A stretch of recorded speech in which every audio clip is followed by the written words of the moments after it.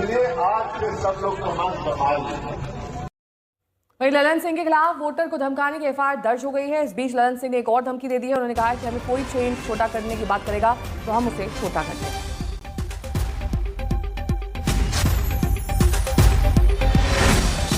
केंद्रीय मंत्री ललन सिंह ने भी धमकी दे दी है। जो छोटा करने की धमकी देगा उसे छोटा कर देंगे।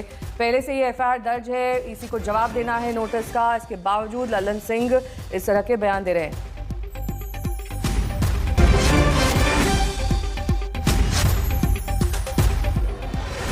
15 से 27 नंबर वार्ड तक जो गरीबों का वोट है, वहां कुछ लोग जाके गरीबों को डरा रहे हैं, धमका रहे हैं और ये कह रहे हैं कि 6 इंच छोटा कर देंगे।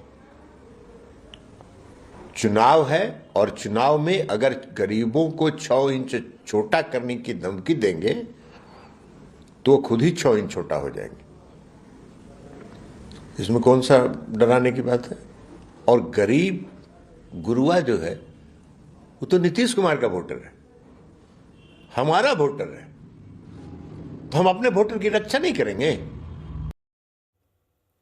और अब बात राहुल गांधी की, जिनके एक बयान पर सियासी बवाल है। दरअसल बिहार में चुनाव प्रचार के दौरान राहुल गांधी सामाजिक न्याय और समान अवसर की बात कर रहे हैं। इस दौरान उन्होंने बीजेपी पर आरोप लगाया कि दलित पिछड़ों के साथ भेदभाव करती है। राहुल ने कहा कि हर तंत्र में सिर्फ 10% लोगों का कब्जा है, बचे 90% आबादी को कुछ नहीं मिलता। और ये बोलते बोलते राहुल गांधी सेना को लेकर भी कुछ बोल गए, जिस पर बीजेपी हमलावर है।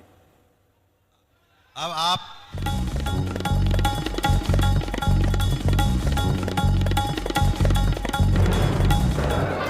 सारे के सारे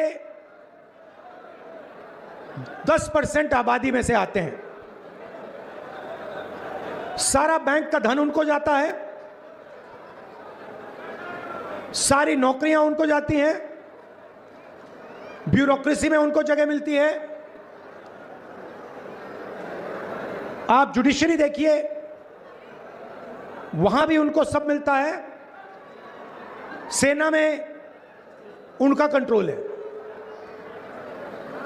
और 90% आपको जो आबादी है वो आपको कहीं नहीं मिलेगी।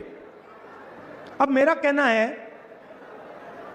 कि अगर हिंदुस्तान के 90% लोगों को हम शामिल नहीं करेंगे, चाहे वो कॉर्पोरेट इंडिया हो, चाहे वो जुडिशरी हो, चाहे वो ब्यूरोक्रेसी हो, तो अगर हम इनको नहीं शामिल करेंगे तो कैसा हिंदुस्तान बनेगा?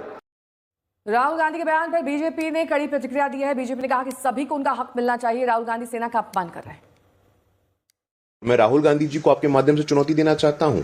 आज की तारीख में क्या न्यायालय, क्या